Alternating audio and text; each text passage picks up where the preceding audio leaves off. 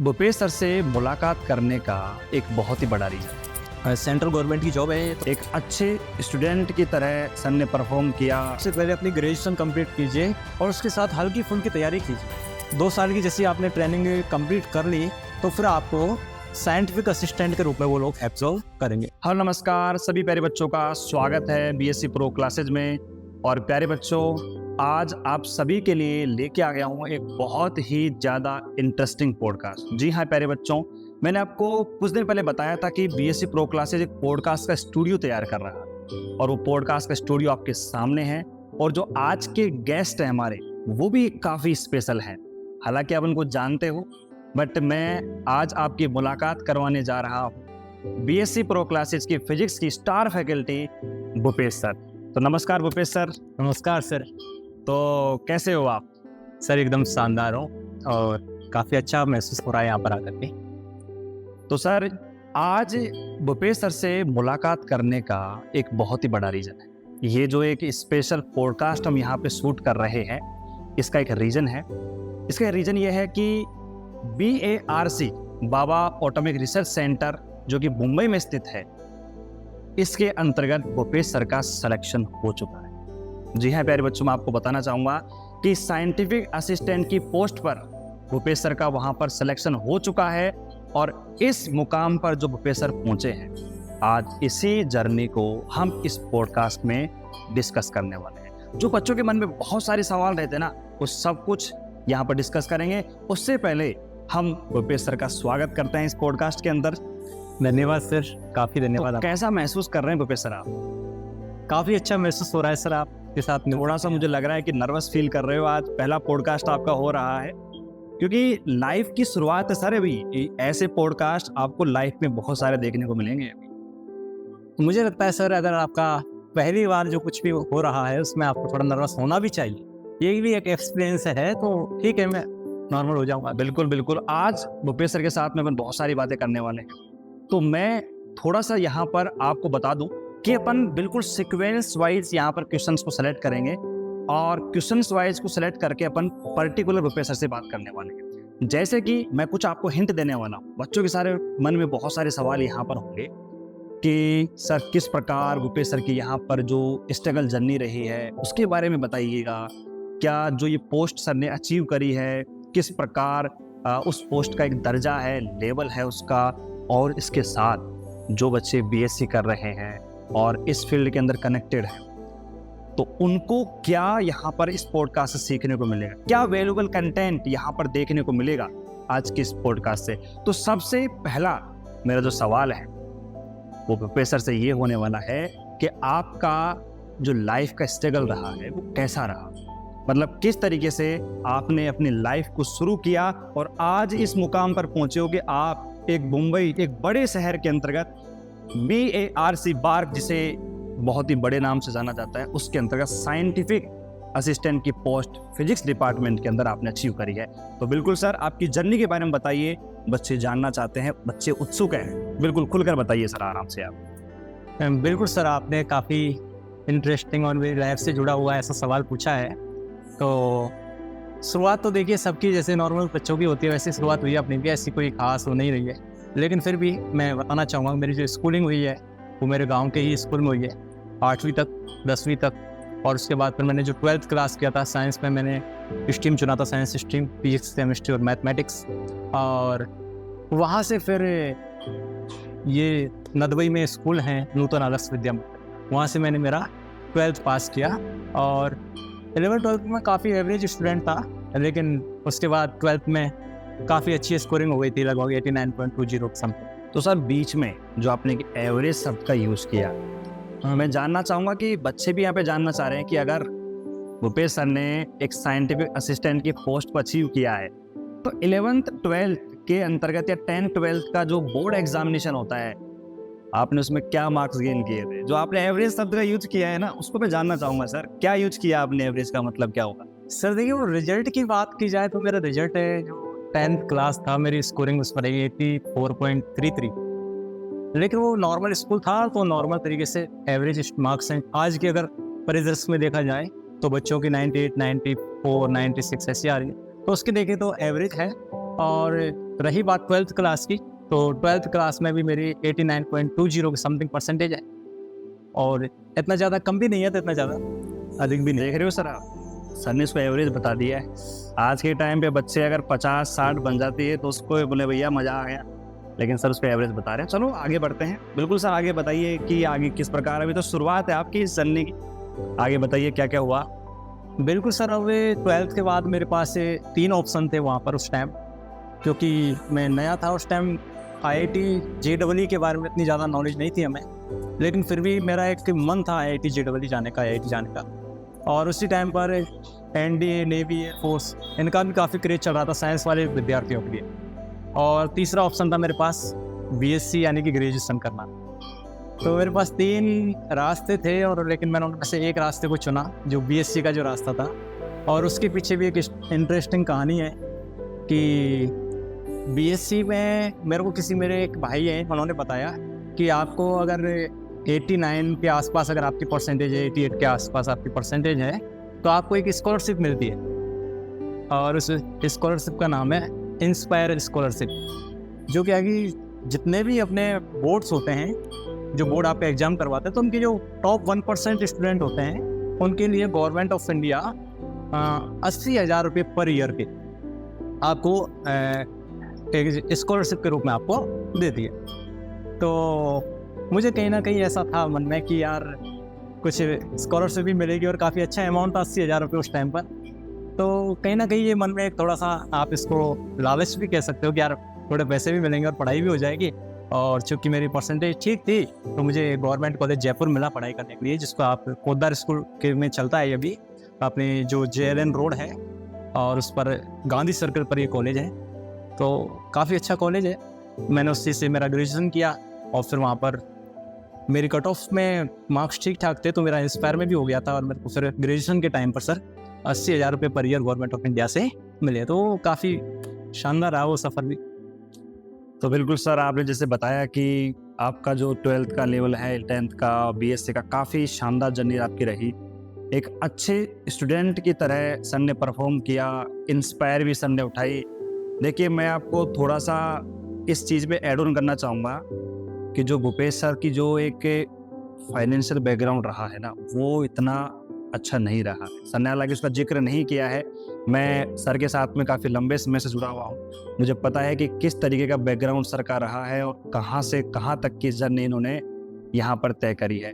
अब देखिए, अब मैं पर्टिकुलर जो पोस्ट सर ने अचीव करी है ना, वो कैसे अचीव करी है, और उस पोस्ट में क्या सैलरी होने वाली है, किस तरीके से काम होने वाला है, उस प्रश्न की ओर बढ़ रहा हूँ। लेकिन इस वीडियो को जितनी भी ऑडियंस देख रही है, जितने भी मेरे प्यारे बच्चे देख रहे हैं ना, सारे बच्चे शेयर करेंगे, और मिनिमम यहाँ पर 1000 लाइक का मैं ये टारगेट रखता हूँ आपके सामने। फर्स्ट पॉडकास्ट है, बहुत ही आराम से अचीव हो जाएगा, कोई बड़ा टारगेट आपके लिए नहीं है। तो दूसरा सवाल मेरा भूपेश जी से ये रहने वाला है कि सर, ये जो आपने जॉब अचीव करी, पहली बात तो ये आपको बताई किसने? क्योंकि आजकल के बच्चों को इसके बारे में नॉलेज नहीं है। देखिए, मैं बताता हूँ आपको आजकल के बच्चों में क्या है। देखो, या तो 12th के बाद SSC ज्वाइन कर लेंगे, अच्छा भाई, या UPSC ज्वाइन कर लेंगे, या फिर भैया यहाँ पर RS की कोचिंग ज्वाइन कर लेंगे। इन तीनों पोस्ट के अलावा मुझे लगता नहीं है कि बच्चों के अंदर कोई तीसरी पोस्ट के लिए कुछ ऐसा डेडिकेशन देखने को मिलता है। बट शायद आपने जो ये पोस्ट सर ने अचीव करी है ना, अब कईयों को लग रहा होगा नॉर्मल पोस्ट है, किस प्रकार क्या है, बट अभी खुल के बात करेंगे इसके ऊपर, ठीक है? तो अब यहाँ पर मैं सर से पूछना चाहूँगा कि सर किसने बताया, पहली बात तो, एंड इस जॉब को किस प्रकार बच्चे अचीव कर सकते हैं BSc के अंतर्गत? सैलरी पे बाद में आएंगे। बिल्कुल सर, देखो, ये जो आपने सवाल कहा है, इसका भी मैं बताना चाहूँगा आपको कि इसके बारे में मेरे को किसी ने नहीं बताया था एक्चुअली में, और मैं खुद इन चीज़ों को लेके काफ़ी अवेयर रहता हूँ। क्योंकि देखो, आज हर बच्चे के पास एक मोबाइल फ़ोन है, और वो जो मोबाइल फ़ोन है, उससे आप पूरी दुनिया में कहीं पर भी कनेक्ट हो सकते हो। बस आपको उसका सदुपयोग करना आना चाहिए, ठीक है? ऐसा नहीं है कि मैं सोशल मीडिया का यूज़ नहीं करता, मैं करता हूँ, लेकिन उसके साथ साथ आपको अवेयर होने की बहुत आवश्यकता है। आज कहाँ पर क्या रिक्रूटमेंट आ रही है, कहाँ पर आप अगर साइंस फील्ड में हो तो साइंस फील्ड में तो आपको वैसे भी अपडेटेड रहना चाहिए, ठीक है? और दूसरी बात, मेरा काफ़ी दिनों से इंटरेस्ट रहा है इस फील्ड में, क्योंकि मैं जब बीएससी फर्स्ट ईयर में था तो मेरे सारे जो दोस्त थे, जितने भी फ्रेंड्स थे, सब एसएससी की और यूपीएससी और आरएस की तैयारी करना स्टार्ट कर दिया था उन्होंने। लेकिन मेरा मन कहीं ना कहीं था कि यार इस भीड़ का हिस्सा तो अपन को नहीं बनना, क्योंकि आप देखिए कभी रीट में कभी 20 लाख से ऊपर ज़्यादा फॉर्म आए।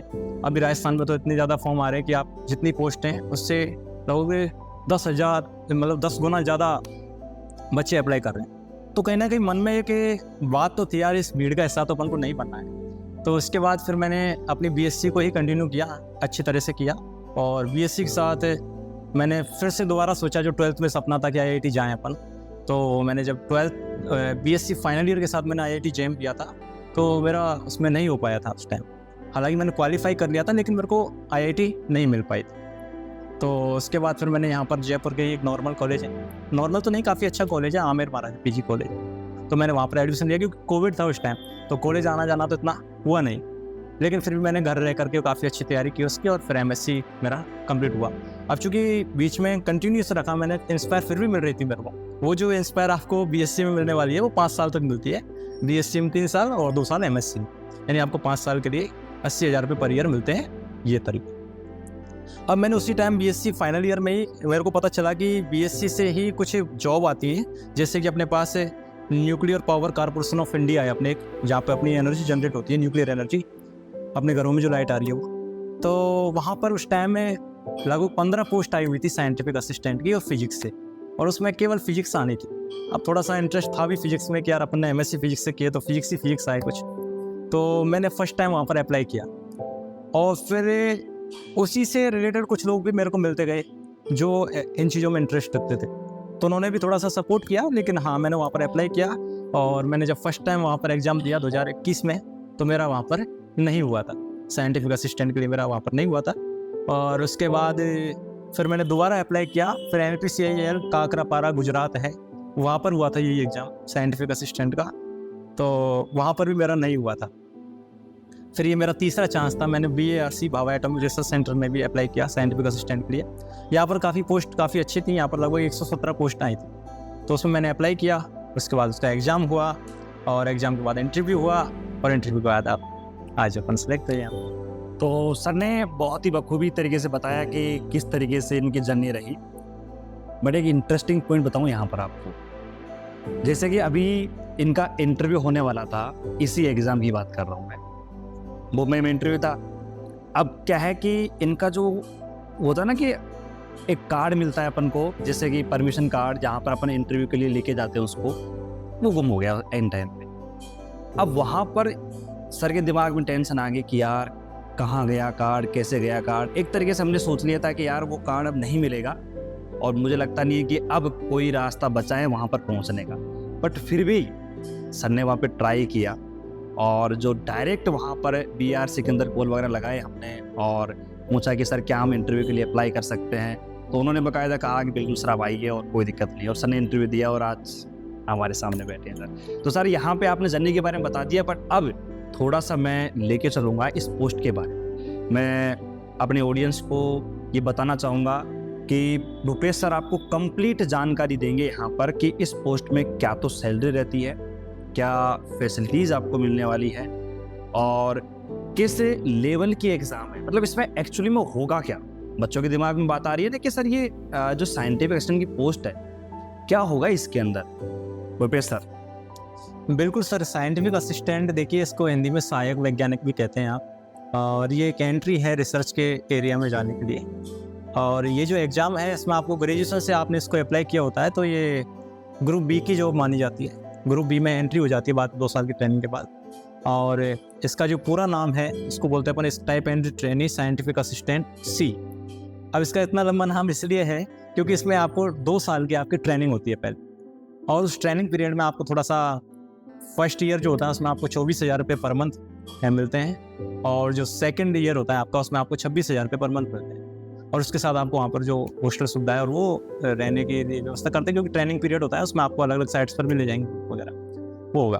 2 साल की जैसे आपने ट्रेनिंग कंप्लीट कर ली, तो फिर आपको साइंटिफिक असिस्टेंट के रूप में वो लोग एब्जॉर्व करेंगे। हालांकि आपका ऐसा नहीं है कि वो 2 साल की ट्रेनिंग में ही आपको साइंटिफिक असिस्टेंट बन गया, नहीं, आपकी वहाँ पर बाकायदा ट्रेनिंग होगी, आपका वहाँ पर एक जो रिकॉर्ड है वो देखा जाएगा। अगर आपका रिकॉर्ड अच्छा रहता है, आपने ट्रेनिंग में अच्छा परफॉर्मेंस किया है, तो ही वो लोग आपको वहाँ पर एब्जॉर्ब करेंगे। और दूसरी बात, फिर आप जैसे ही आपकी ट्रेनिंग कंप्लीट होती है तो आपका पे लेवल 7 सेंट्रल गवर्नमेंट की जॉब है, तो पे लेवल 7 के अकॉर्डिंग आपकी सैलरी स्टार्ट होती है। और इसका जो बेसिक पे होता है वो होता है 44,900 की समथिंग, यानी कि आपके पास 44,900 आपका बेसिक पे है। तो आपकी अगर टोटल अलाउंस मिला करके जो आपकी सैलरी होती है वो लगभग, अगर मुंबई जैसे शहर में है तो लगभग आपकी 78 से स्टार्ट होगी आपकी सैलरी, और फिर बाद में वो धीरे धीरे इंक्रीज होती रहेगी। तो काफ़ी अच्छा अमाउंट है, ठीक है, कोई दिक्कत नहीं। तो मतलब आप देख सकते हो कि जो पोस्ट है ना वो काफ़ी अच्छी पोस्ट है, और इसमें सैलरी वगैरह के बारे में अपन बात करें तो जो एसएससी लेवल के जो बच्चे तैयारी कर रहे हैं उस पे ग्रेड लेवल तक की यहाँ पर सैलरी मिल रही है। ट्रेनिंग टाइम पे हालांकि सैलरी कम है, बट यहाँ पर एक सबसे इम्पोर्टेंट बात मैं आपको और बताना चाहूँगा कि जो पोस्ट सर ने चुनी है ना, वो क्या है कि इनके खुद के डिपार्टमेंट की पोस्ट है, फिजिक्स डिपार्टमेंट से है। तो जो काम करने का मज़ा आएगा ना, देखिए इन्होंने पूरी लाइफ में 11th क्लास के बाद से फिजिक्स पढ़ रहे हैं, 12th बीएससी एमएससी, ठीक है। तो अब जब यहाँ पर जॉब मिली है इनको, तो वो भी मिली है फिजिक्स डिपार्टमेंट से। तो आगे जब रिसर्च वगैरह करेंगे ना, तो ये होता है ना कि लाइफ का पैशन है यार कि फिजिक्स पढ़ना है, तो वो मज़ा यहाँ पर अब इनको मिलने वाला है। और साथ साथ में आपको पता है कि भाई सैलरी वगैरह तो अब अगर इन्होंने तो 78 बताई है, बट फिर भी लगभग अप्रोक्स 90,000 2 ईयर के बाद में लगभग 90,000 कंप्लीट इनको सैलरी मिलने वाली है, जो कि शायद काफ़ी अच्छी सैलरी मानी जाती है आज के टाइम पे। चलिए सर, यहाँ पे सैलरी की बात हो चुकी है, अब मैं अपने अगले सवाल की तरफ बढ़ रहा हूँ। अभी तक अपने बीएससी प्रो क्लासेस को सब्सक्राइब नहीं किया है तो सब्सक्राइब अवश्य कर लें भैया, और अगर लाइक नहीं किया तो लाइक भी कर दो। ऐसे इंटरेस्टिंग पॉडकास्ट आते रहेंगे इस चैनल पर। तो बच्चों, जैसा कि मैंने आपसे कहा कि हम अब बढ़ रहे हैं अपने नेक्स्ट सवाल की तरफ, और अब रुपेश सर से एक बहुत ही इंटरेस्टिंग सवाल पूछने जा रहे हैं, जो कि आपके मन में भी चल रहा होगा कि सर आपने अपनी लाइफ के बारे में बता दिया है, जॉब जो लगे आपकी है उसके बारे में आपने बता दिया है, किस तरीके की जॉब ये रहने वाली है आपकी, लेकिन अब आप हमें ये बताइए कि हम आपके स्टूडेंट हैं, तो हम कैसे इस फील्ड में आगे बढ़ें। हमें अगर इस पोस्ट पर पहुंचना है या फिर हमें भी अपने लाइफ में सक्सेसफुल होना है, तो हम क्या करें। क्योंकि आपको पता है आज के टाइम पे अगर हर कोई बच्चा पढ़ रहा है तो चाहता है कि भाई हमें भी एक सक्सेसफुल प्लेटफॉर्म मिले, स्टेबिलिटी मिले, और हमें भी थोड़ा बहुत अमाउंट मिले जिससे कि हम लाइफ में स्पेंड कर सकें। तो सर आप बताइए कि बच्चों को भी इस पोस्ट के बारे में बताइए, एंड साथ साथ में जो बच्चे बीएससी कर रहे हैं ना, तो मैं ये बोलना चाहूँगा कि उनको भी थोड़ा गाइड करिए आप कि उनके साथ में और क्या क्या कर सकते हैं बीएससी के साथ में, ताकि थोड़ा सा अच्छा प्रोग्रेस कर सके बच्चे। बिल्कुल सर, देखिए आजकल क्या है, बच्चों में एक ट्रेंड चला हुआ है कि बीएससी या बीए या बीकॉम जो भी कर रहे हैं उससे साथ साथ वो कंपटीशन की तैयारी स्टार्ट कर देते हैं। बीएससी फर्स्ट ईयर में कर देते हैं या सेकंड ईयर में स्टार्ट कर देते हैं। ठीक है, अच्छी बात है, आप कीजिए, लेकिन कहीं ना कहीं आप अपने जो ग्रेजुएशन है उसको भी थोड़ा सीरियसनेस तरीके से कीजिए, क्योंकि कहीं ना कहीं आज ग्रेजुएशन को मजाक बना के रख दिया बच्चों ने। बस 10 दिन पहले पढ़ाई कर रहे हैं, 7 दिन पहले पढ़ाई करके जा रहे हैं, और वो चाहते हैं कि वो पास भी हो जाए, अच्छी परसेंटेज बन जाए और आगे करियर मिल जाए। तो सर मैं कहना चाहूँगा, अगर आपको कहीं पर एलिजिबिलिटी मिली है कि बीएससी आपकी होनी चाहिए या बीए आपकी होनी चाहिए, तो आप सबसे पहले अपनी ग्रेजुएशन कंप्लीट कीजिए और उसके साथ हल्की फुल्की तैयारी कीजिए। मैं नहीं कहता कि आप अपनी जोर से तैयारी कीजिए, पूरा अपना टाइम दीजिए, नहीं, आपके फर्स्ट प्रायोरिटी अपनी ग्रेजुएशन को कंप्लीट करना। क्योंकि मैं बहुत सारे ऐसे बच्चों को जानता हूँ जो एसएससी की तैयारी कर रहे हैं या आरएस की तैयारी कर रहे हैं, आईएएस की तैयारी कर रहे हैं, और बीएससी फाइनल ईयर पर जाके फेल हो जाते हैं, उनके पेपर बैक रह रहे हैं, पेपर ड्यू रह रहे हैं। अब बताइए कहाँ रहा उनका आईएएस बनने का सपना, क्योंकि उनकी 1 साल तो जाएगी ना, खराब होगी पहले। तो यहाँ पर मैं बच्चों से कहना चाहूँगा कि आप सबसे पहले तो अपनी, अगर आप बीएससी के स्टूडेंट हैं, स्पेसिफिक करूँगा बीएससी की, भी हमारे जो इंस्टीट्यूट है वो बीएससी का है, तो जो बीएससी के बच्चे हैं मैं उनसे कहना चाहूँगा कि सबसे पहले आप अपने बीएससी पर फोकस कीजिए, और उसमें भी आप किसी एक सब्जेक्ट को पकड़ करके उसको रखिए और उसके अंदर अपना इंटरेस्ट बनाइए। हो सकता है फिजिक्स में हो सकता है मैथ्स में हो सकता है आप केमिस्ट्री में, और तीनों की अलग अलग आपके पास इतने सारे आपके लिए रास्ते खुले हुए हैं कि आपने सपने में भी नहीं सोचा होगा। ठीक है, जैसे कि मैं आपको बताऊं, आप ग्रेजुएशन के जस्ट बाद अगर आप और भी अच्छा कुछ करना चाहते हैं तो आप IIT JAM का एग्ज़ाम दे सकते हैं, और IIT JAM के बाद आपको IIT जो मिलेगी तो वहाँ से आप या तो आप PhD यानी कि MSc के साथ PhD कर सकते हो, एक साथ एडमिशन हो जाएगा, इंटीग्रेटेड PhD जिसको बोलते हैं आप। दूसरा, आप IIT से MSc भी कर सकते हैं। और आईआईटी से एमएससी करने का फ़ायदा ये है कि आपको सब्जेक्ट की कहीं ना कहीं बहुत शानदार तरीके से नॉलेज हो जाएगी। आपको प्राइवेट सेक्टर के अंदर इतनी सारी अपॉर्चुनिटी मिलेगी, जितने भी अपने पास जैसे कि नीट का हुआ, आईआईटी, जितने भी कोचिंग इंस्टीट्यूट है, इस इंडस्ट्री में आपको आराम से 10 से 12 लाख, 15 लाख, 20 लाख का पैकेज आराम से मिल जाएगा अगर आप में टैलेंटेड है तो, ठीक है। और जब अगर आप आईआईटी जाते हो टैलेंटेड तो आप डेफिनेटली हैं। उसके अलावा बहुत सारी आप पब्लिक सेक्टर कंपनीज के साथ काम कर सकते हैं। गवर्नमेंट जॉब में आप अप्लाई कर सकते हैं, जैसे कि आप फर्स्ट ग्रेड, CSIR नेट, और इसके अलावा बहुत सारे अपने पास साइंटिस्ट या असिस्टेंट साइंटिस्ट की पोस्ट आती हैं, उनमें आप अप्लाई कर सकते हो। इसके अलावा आपका जो एक और दूसरा जो रास्ता है वो इसमें आप ISRO, DRDO, BARC, NPCIL और भी आपके बहुत सारी जो कंपनीज़ हैं, IOCL हुआ, ONGC हुआ, आप इन सब में अप्लाई कर सकते हो सहायक वैज्ञानिक के रूप में, साइंटिफिक असिस्टेंट के रूप में, और बहुत से आप प्रोजेक्ट फेलोज़ के रूप में बहुत से प्रोजेक्ट ज्वाइन कर सकते हो। तो काफ़ी ब्रॉड एरिया है BSc के बाद, बहुत शानदार अपॉर्चुनिटीज़ भी हैं, बस उन पर नज़र रखने की आवश्यकता है। आपको देखना है कि आपको कहीं भीड़ में जाना है या फिर किसी एक पार्टिकुलर डायरेक्शन में जाना है। तो बिल्कुल धन्यवाद सर, आपने बहुत ही डिटेल में इस बारे में बताया कि यहाँ पर किस तरीके से इस पोस्ट की तैयारी करनी चाहिए अपन को, किस तरीके से BSc में जो बच्चे पढ़ रहे हैं। एक बहुत इंटरेस्टिंग बात सर ने बोली, उसको मैं रिपीट भी करना चाहूँगा कि जो बच्चे आज 12th के बाद BSc कर रहे हैं ना, बहुत ही इम्पोर्टेंट ये नोट आप लिख लेना कि आप BSc के साथ में केवल BSc ही करें। जो अदर कंपटीशन लेवल के एग्ज़ाम्स की बच्चे तैयारी करने बैठ जाते हैं बिकॉज लैक ऑफ नॉलेज, क्योंकि उनको नॉलेज नहीं होती है।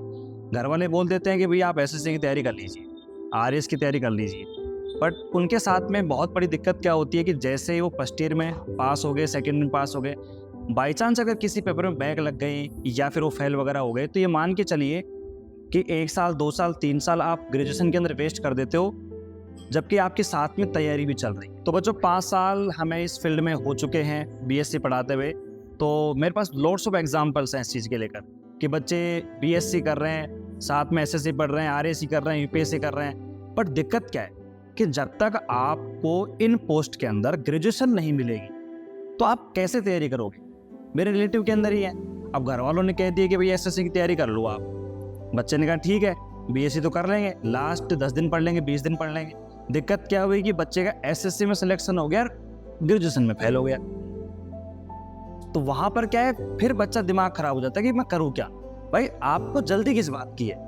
आज के टाइम पे अगर बच्चों को देखा जाए जल्दी हर चीज़ की कि भाई मैं 15 साल, 16 साल, 20 साल के अंदर ही करोड़पति बन जाऊँ, मेरे को जल्दी पैसा कमाना है। भाई देखो, आपको अगर अपने लाइफ में सक्सेसफुल होना है तो आपको पर्टिकुलर एक्सपीरियंस लेना पड़ेगा, और एक्सपीरियंस जो है ना वो किसी दुकान पर आपको नहीं मिलेगा। आपको लाइफ स्पेंड करनी पड़ेगी, आपको जितने भी डिफ़िकल्टी हैं, स्ट्रगल्स हैं, वो आपको जूझना कर, उनको फेस करना पड़ेगा, तब जाके आप आगे बढ़ पाओगे। तो मैं तो यही कहना चाहूँगा आपसे बच्चों से कि आप एक साथ एक ही काम करिए सही तरीके से, तो आप आगे बढ़ सकते हैं। बाकी समय आपके पास बिल्कुल कम नहीं है, 1 साल 2 साल लेट भी करोगे तब भी कोई दिक्कत नहीं, बट आप उस काम को परफेक्ट तरीके से करिए। तो बच्चों, आज का जो पॉडकास्ट है इसमें बहुत सारे सवाल आप भूपेश सर से पूछे और हमने इस पूरी पोस्ट के बारे में जाना।